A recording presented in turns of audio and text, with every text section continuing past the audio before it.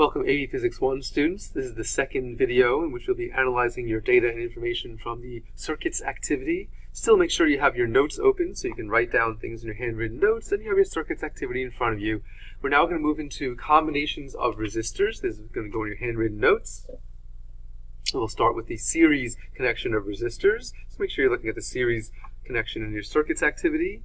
Here you're going to draw the schematic or the circuit diagram for that series connection, where I've taken the same circuit diagram from your activity and just removed the ammeters. So pause the video, take a second to draw the schematic, just make sure it's nice and large. You see how much space it's taking up on my slide here. We'll be drawing stuff all over it. How do we know these resistors are in a series connection? Well, it's the same idea as what we looked at when we had a series of capacitors, that they depend on each other. Hopefully you should see that if you take the 5 ohm resistor out, the 10 should not work at all. If you take the 10 ohm resistor out, the 5 will not work at all, because we see there's only one way to get around the circuit. Charge will come out of here, go through the 5, and then through the 10, and then go back to the battery. In fact, that's really the best way to tell things are in series.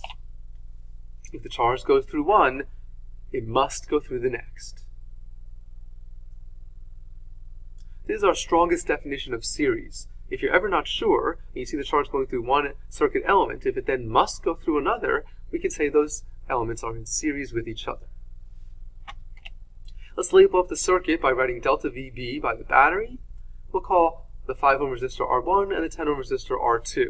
In the actual activity, they were called R5 and R10, but we're going to generalize things and just make it R1 and R2. And now we're looking for patterns in the data. Hopefully you wrote some things down in your analysis section. Let's see what we can find. First off, we're going to use the same results that we saw from the previous circuit, the single resistor circuit, where all the currents were the same. There's going to be a similar idea here. All the charges coming out of the battery, which we call I total, will then have to go through the first resistor, which we call I1, will then have to go through the second resistor, we'll call that I2, and back to the battery. With only one path to get around, all the currents must be the same. This again is conservation of charge, otherwise we're going to lose charges. That doesn't make any sense. So we can say that I total equals I1 equals I2, and so on and so forth. Now let's turn our attention to the voltages. Look for patterns in your data. Hopefully you should see that delta VB seems to be the summation of delta V1 and delta V2, or what you call delta V5 and delta V10 in the activity. Here we see the voltages are split among the resistors.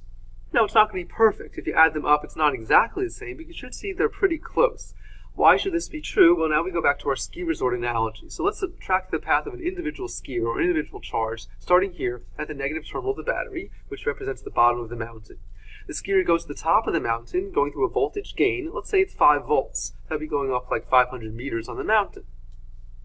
The skier comes around here and goes through this first resistor, going through a delta V1, a voltage drop of delta V1. Now we see where the skier is, and we say to ourselves, well, okay, where is the skier? Is the skier at the bottom of the mountain? What represents the bottom of the mountain? That would be the negative terminal, and the skier is over here, not at the negative terminal, which means the skier can't come all the way down the mountain. If the charge gained 5 volts, there's no way it could have lost all 5 volts by going through this first resistor. It must then go through the second resistor to lose the remaining voltage and come back to start.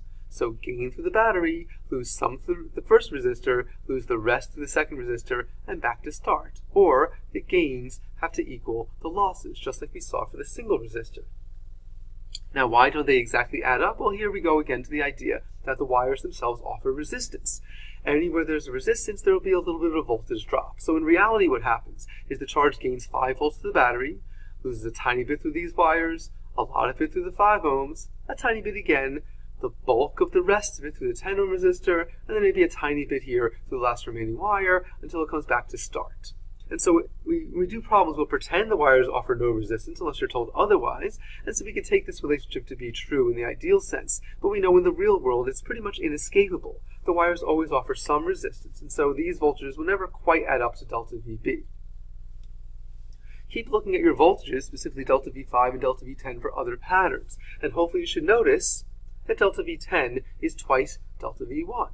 That seems that the 10 ohm resistor drops twice the voltage as the 5 ohm resistor. And then notice that the resistances are in that same ratio of 2 to 1.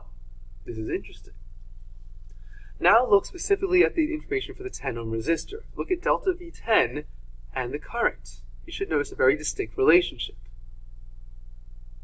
Specifically, you should be able to see that delta V10 is 10 times the current. Conversely, if you look at the 5 ohm resistor, delta V5 should be 5 times the current. That's a little bit tougher to see, but if you break out your calculator and do some calculations, you should be able to see it.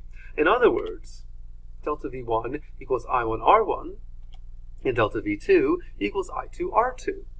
We can see that Ohm's law works for the individual resistors. The voltage drop across this is 10 times the current through it, so delta V2 equals I2R2. And now we're going to use these relationships and put them into the equation here for voltage. So replace delta V1 with I1R1 and delta V2 with I2R2. The left-hand side is also a voltage term. We're going to replace it with a term that looks like current times resistance, but since it's the battery voltage or the entire voltage, we replace it, as you might expect, with I total times REQ.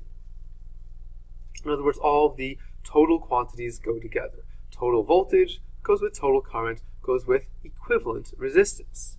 This looks very similar to the things we had done with the capacitors. The next step would be to see what is common among all these terms, and we see that it is current that is common in all of these, which means we can cancel out all the currents, leaving the relationship REQ equals R1 plus R2, and so on and so forth.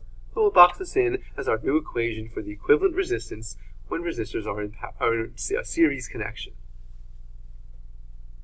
And we'll define REQ as the equivalent resistance, just like we did CEQ as equivalent capacitance. It plays a dual role. You can imagine REQ as the total resistance in the combination, or you can imagine if you were to take R1 and R2 out of the circuit and replace it with a single resistor of that equivalent resistance, it will do the same job, in this case dissipating the same amount of power. Now, in this particular circuit, it's very easy to calculate. If we have a 5 ohm and a 10 ohm resistor, REQ, of course, is going to be 15 ohms. And now, you're going to look at your data table for the series connection, and we're going to test it out.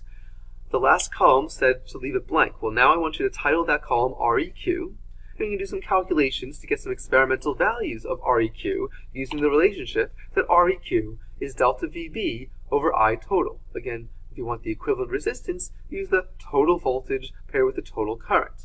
So for a few of the lines of data, I want you to go ahead and calculate delta VB over I total, which is just whatever current you measured, and write down a couple of them. If you want to do all of them, that's fine, but a couple of them should still reveal the general patterns.